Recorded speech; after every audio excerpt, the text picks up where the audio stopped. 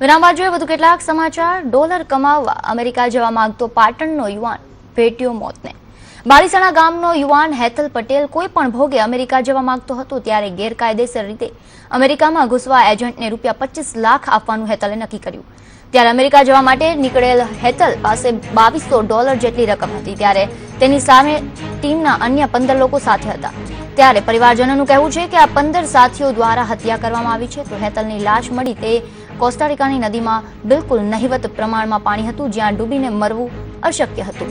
જ્યારે વિદેશમાં ડોલર કમાવવા દર વર્ષે લાખોની સંખ્યામાં ભારતમાંથી યુવાનો બિનઅધિકૃત માર્ગનો ઉપયોગ કરે છે જેમાં હજારો યુવાનો મોતને પણ ભેટે છે।